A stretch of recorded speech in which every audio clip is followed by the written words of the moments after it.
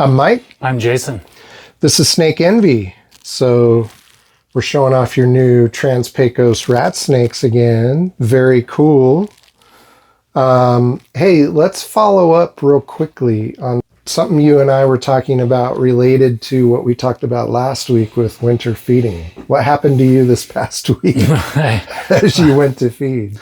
Gosh, I had so many uneatens this week and last week. I probably threw away over 100 rodents last week. Oh.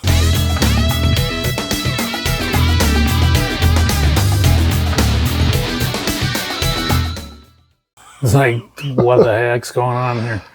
And some of them were rats, which is really frustrating. And I didn't feed prior to the week before because of Kluberfest. If I have a show, I don't feed that week because I can't clean. Because you can't be here to clean, yeah. And it's fine to miss weeks. It's probably healthy for animals actually. Yeah, they're fine. It's interesting because I told you last week that I was going on to an every other week schedule. So 2 weeks ago for the winter. So I'm going to experiment with every other week for everybody in my collection. I think the only exception might be, at least for part of the winter, that very young milk snake, that Utah milk. But I think he'll even be fine every other week. But if anything, like, he might be the only exception because he's the only true Neo that I've got. The others are all, yearlings and that sort of thing. But it's interesting because, yes, 2 weeks ago I had about 75%. A couple of them turned out to be in shed, but still, for 75% not to eat. And like you say, it is so frustrating when you have to throw away prey because I threw away hundreds of dollars last week. That's just money. Yeah, it's money down the tubes. So I waited 2 weeks, and this past week when I fed, 100%. Oh, nice. 100% ate. Great. So now in your case, we know that a lot of your older snakes are probably just ready for brumation.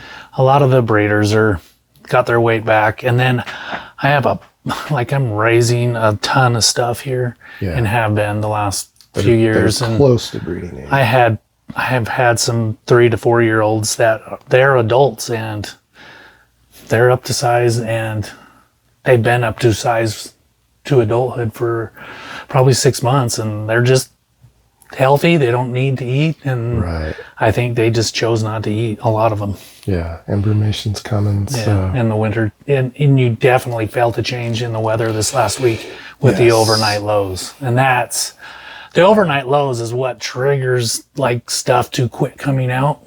Yeah.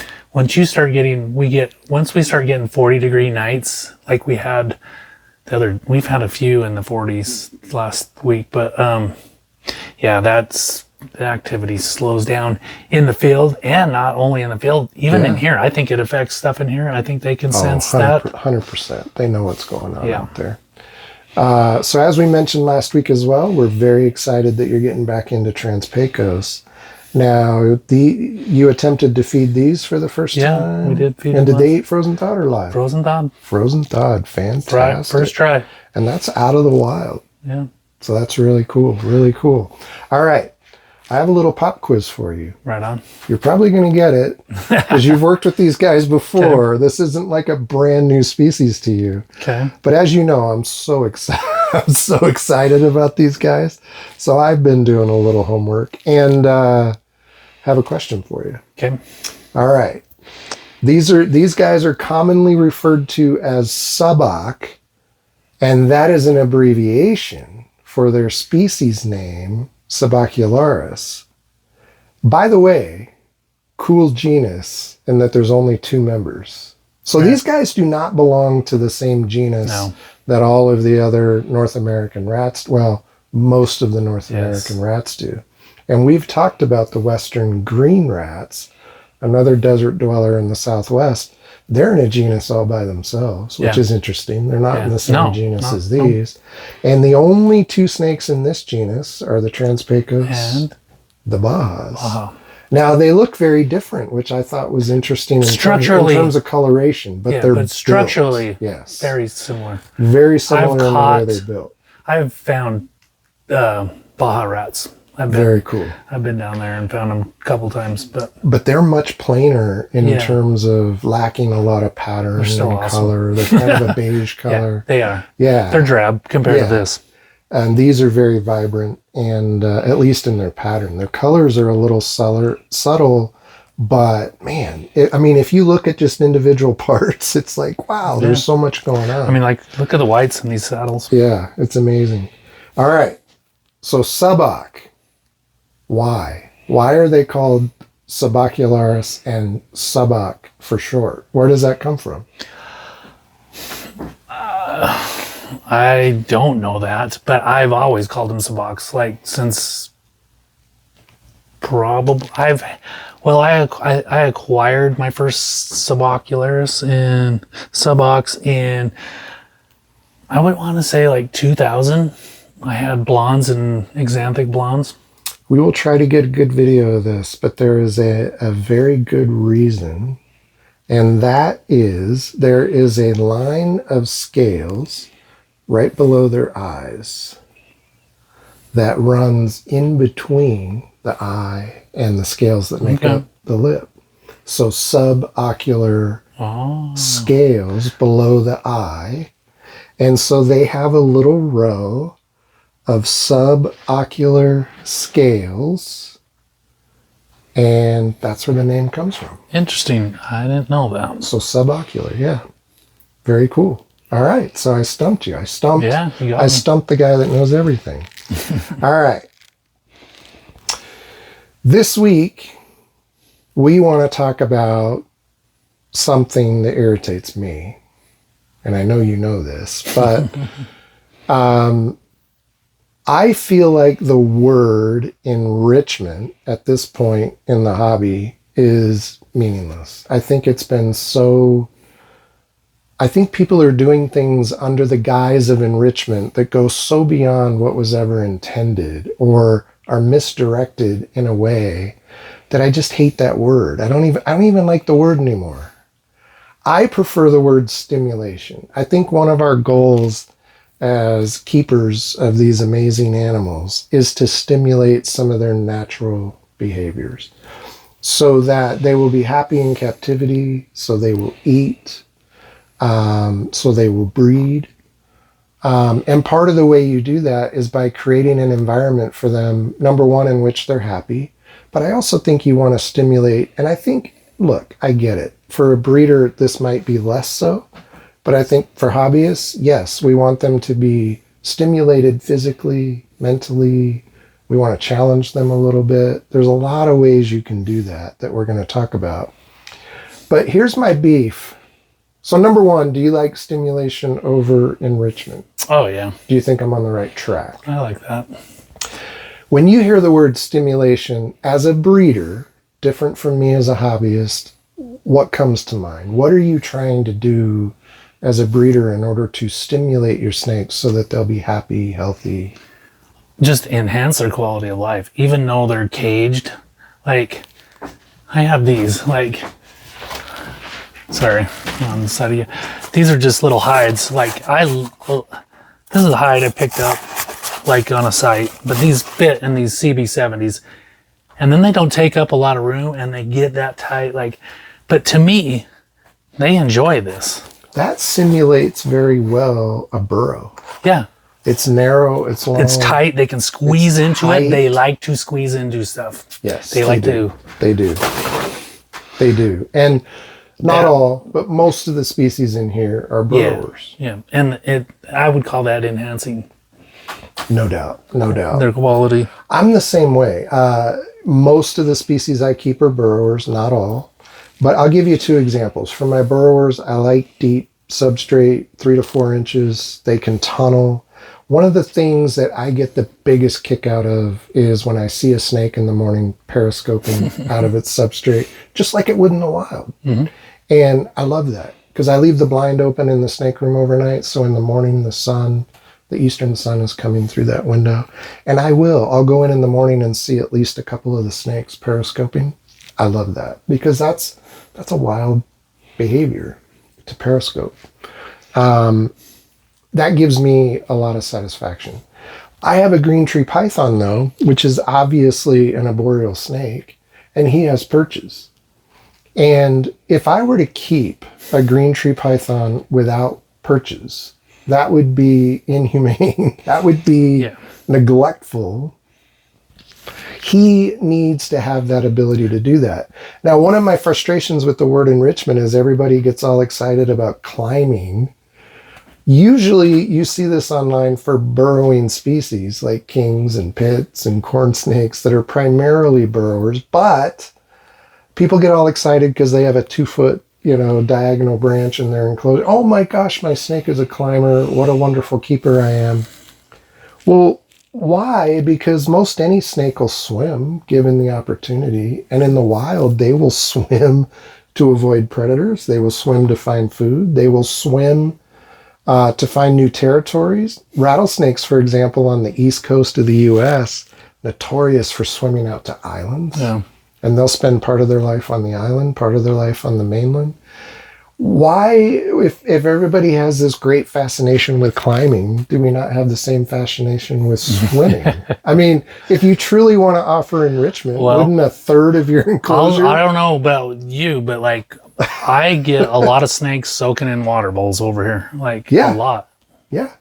And you do. You give them nice big ones. And yeah, some snakes do like to soak. And it's a method of temperature regulation. You'll see snakes do it pre and post shed. But yeah, I just find it interesting because for me, what has ruined the word enrichment is it seems like it's come to mean just how much crap can you throw in an enclosure. And so a ton of clutter, climbing.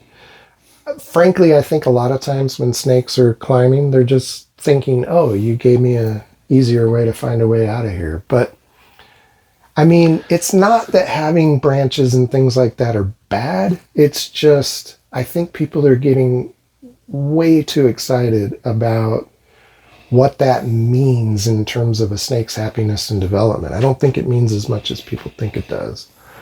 Now, 2 people I've seen recently, this is what irritates me the most about the word enrichment. I've seen 2 people in the last few weeks making the same argument that enrichment that occurs outside of the enclosure doesn't count.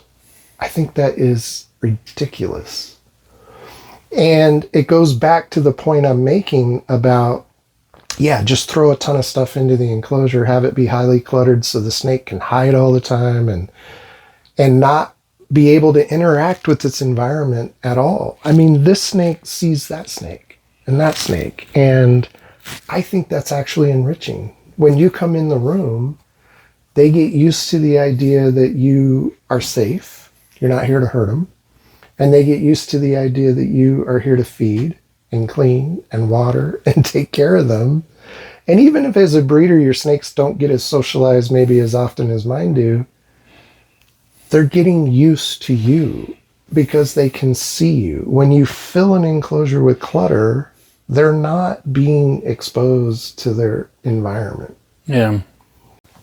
All right. So, not the most exciting hatching season this year, but what do you want to show us? Yeah, it wasn't a stellar year, and we knew that going into it, but we had some cool stuff, like the gray bands, but this is the one I was excited about, and these are Pacific Gophers.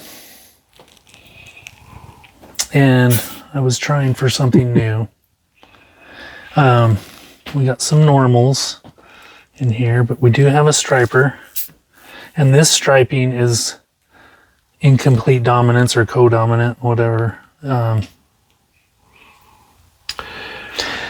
I was trying to, are the stripes normally, they are not like San Diego's where they're bold and strong. Yeah, because they're not, that's I was going to say, that's very They're more speckly like this. Yeah. But what my goal was trying to get this morph into a stripe. And so not quite. This is like a T positive albino, in my opinion. Other people might Other call it a people might hypo. think hypo. Yeah, I'm calling it. And we had a video recently about the difference. Yep. And to me, this is a T positive. Interesting. So the goal over the next year or two is to get that striped. Yep. And there's other stuff going on too. There's white side in here. Pacific white side is very subtle.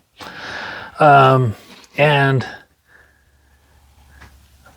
there is some Anri floating around in this. So hopefully they pan out to be het.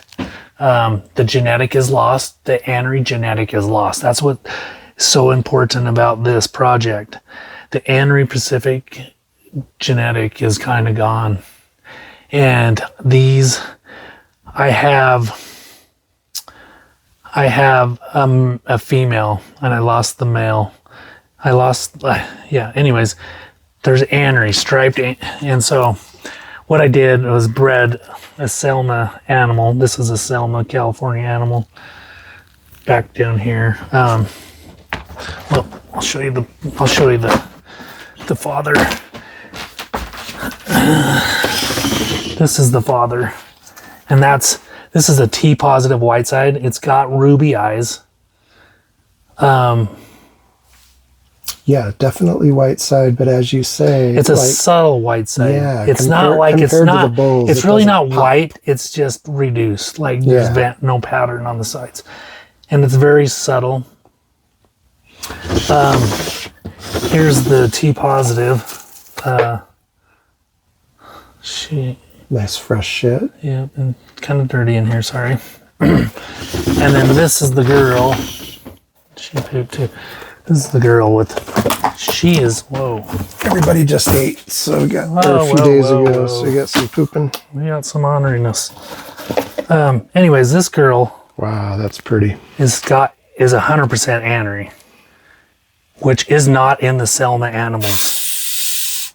And so I had a trio of these that were all het. I lost them. I'm going to have to do it the hard way. I'm going to have to go back and back breeding, and it might take a lot of years to recover that Anri. I hope we can recover that Anri. It's a beautiful genetic. And so, yeah, just another project over here that's going to take 10 years. So, yeah, but it's not lost yet, but it's close. It's close.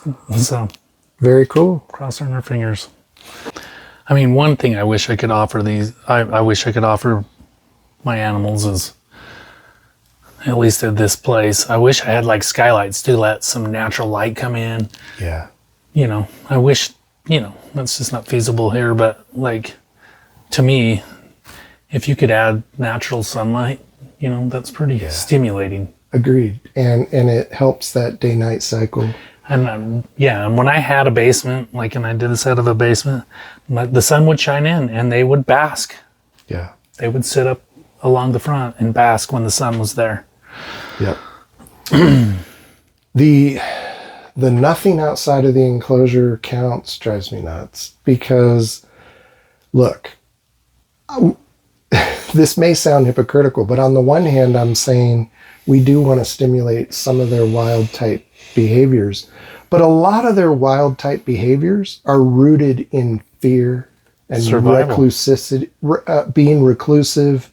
Yes, it's rooted in survival. It's rooted in avoiding predators. It's rooted in, I don't want to get eaten by something. They're living in a completely safe, captive environment. And I think one of the ways we stimulate animals in a captive environment is letting them experience the environment around them and gain a feeling of safety and confidence and knowing I'm not going to get eaten. Hey, those dogs that come and go, they don't care about me.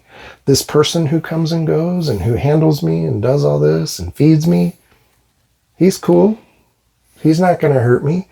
I can see all these other snakes around me because I'm not living in a completely cluttered environment, and I experience them as well. They're not out to hurt me. In fact, I wonder sometimes if they recognize part of their own species. I don't know. Maybe. I've heard that debate about dogs too. Like, do two border collies recognize each other? No one really knows. So I don't know if snakes recognize their own kind, but maybe. Yeah.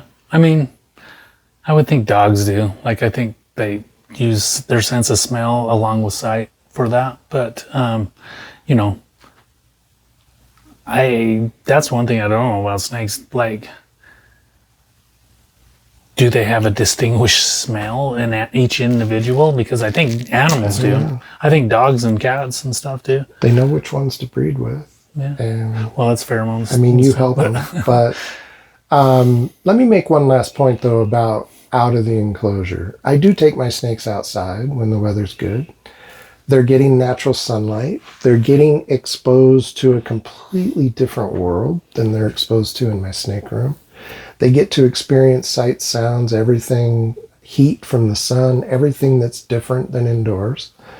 I think that's beneficial. You do have to be careful about letting them run through the grass, but I do that occasionally as well. Just got to keep an eye on the little ones. They will, Little ones disappear. They'll disappear in grass. My green tree python, I'll go out there. I'll just take his perch and set it up, and he hangs out. We do educational things with our snakes. In fact, this Saturday we're doing an urban snakes where we show up on a street corner. We can't say whether our snakes enjoy that, but they don't seem to not enjoy it. They get handled by a ton of people. They hang out on people's necks. They wrap on their arms. Well, and I think it's stimulating to them because Yeah. they're breathing air, fresh air. They're smelling a bunch of different things they haven't, people, Yeah. colognes and whatnot, and individual body odors, and Yeah. I think that probably stimulates them that way. Look, it doesn't make great sense for some colubrids that are quick and smaller and easy to hide away in a room, but for my bigger pits, I've got a couple guys over 6 feet long. I will sometimes just let them hang out. I'll put them on the top of the enclosures and just let them do what they want. I've seen people with boas and pythons who have shelving, along the tops of their snake rooms. I've seen people use cat trees, the carpeted cat towers, and they'll put those in a corner of the snake room. Just let snakes climb and hang out and do the things that snakes might naturally do. Again, I think a lot of species and a lot of burrowing species, their instinct is probably, I don't want to hang out up high.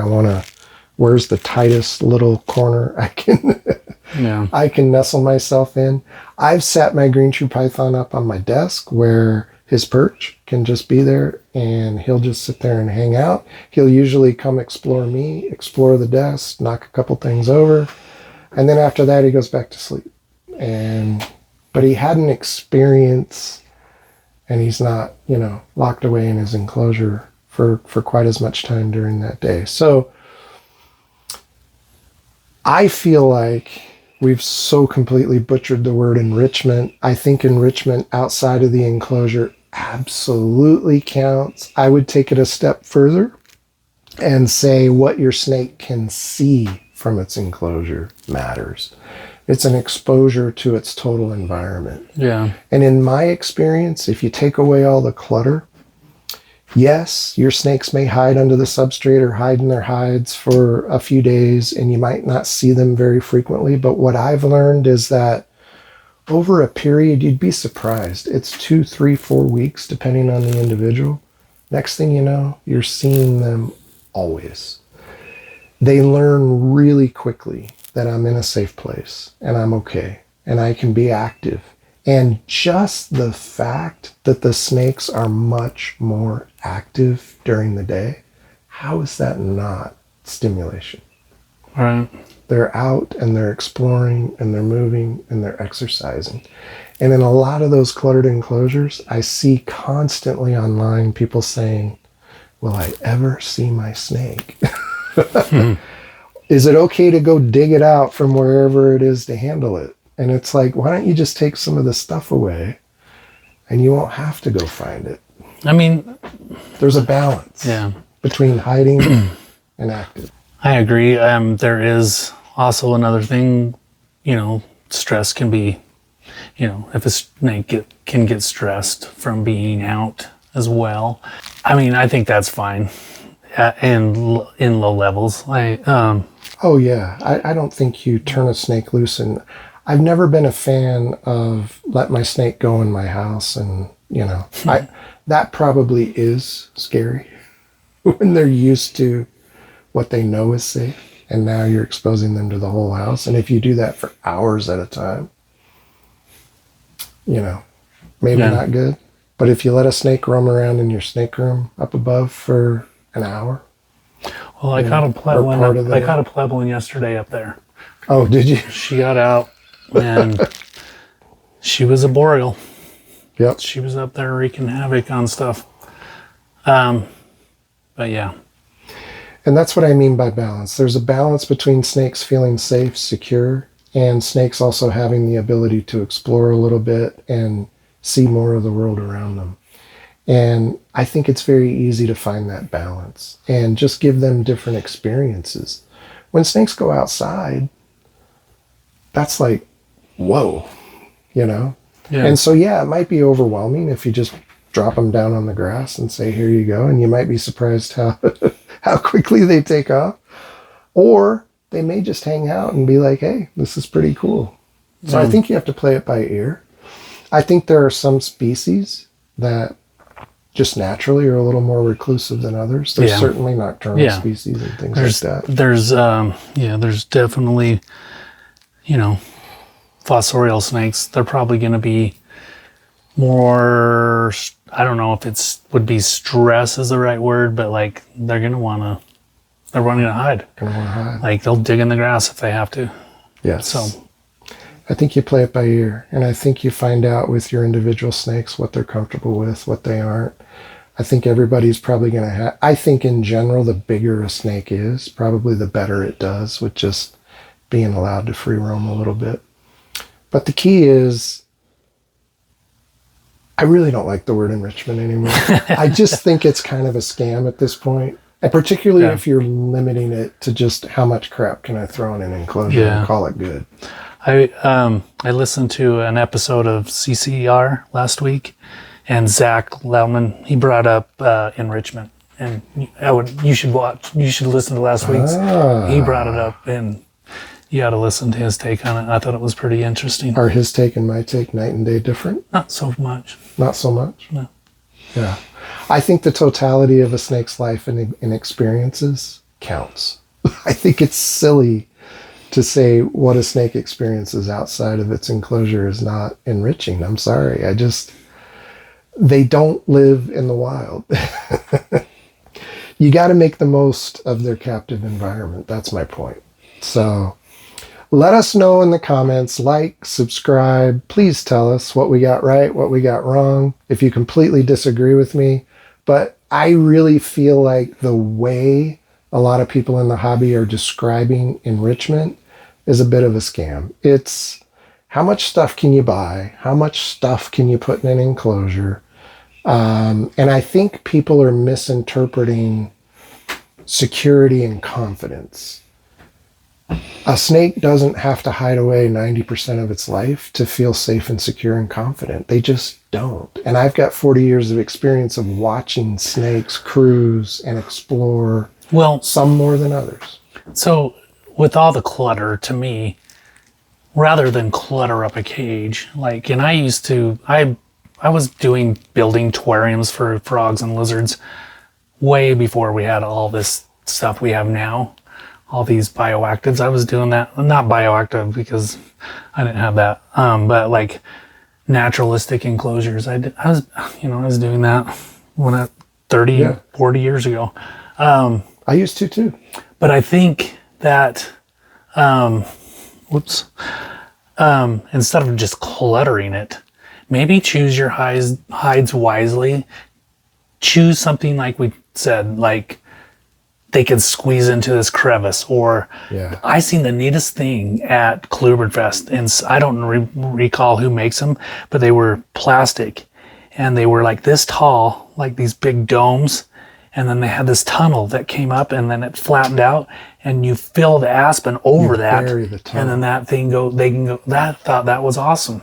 That's a great idea. I saw a YouTube video of a indigo snake sanctuary in Florida. They do the same thing with PVC piping. So they take big PVC piping that'll accommodate those big snakes, and they basically give them a burrow network that is underground, but it gives the people who are feeding and caring for and monitoring the snakes a little better ability to find them, because they're going to be in the pipe rather than digging their own. Interesting. And the pipes are even connected to their lay boxes. Wow. So, yeah, they have an underground burrow network, but it's controlled. Now, in a small enclosure at home, relatively small, even like a 4 or 6 by 2, my snakes will dig tunnels. But the cool thing about it is, and again, I love it when I see them periscoping. I love it when I see them go in. But then when you're spot cleaning, you smooth everything over and you get rid of all those tunnels, and then they get to start over. Yeah. And so it's a continual cycle of exploring, digging, tunneling. But yeah, that's amazing. So I mean, and you can feel that space, that cave, if it's like you can put more bedding in there to make it tighter to where they're more comfortable. Yeah. They could even bury under aspen in the tunnel. Like, that's a pretty cool idea. Yeah. I thought it was awesome. I do find it a little ironic that with so many burrowing species in the hobby, everybody these days seems most excited about, oh, my snake climbed. It's like, I'll bet your snake would love it more if it had 5-6 inches of stuff to tunnel through. Maybe they have both. I don't know. Think about, is there more ways than one for a snake to be confident, safe, secure, other than just hiding 90% of its life? If a snake wants to do that, the deep substrate's there. They can go under. That my snakes all have multiple hides. They do have some decor they can climb on and through. But primarily it's a big open space where they can cruise and explore and check out the world around them, including the animals next to them. That's my point. They're fully engaged with their environment. I'm not blocking out 3 sides of their enclosure. It's they can see and do what they choose. And I think that's the ultimate in stimulation. So anyway, like, subscribe, comment. Tell us if you disagree. We love hearing good debates about this stuff. Thank you. Peace.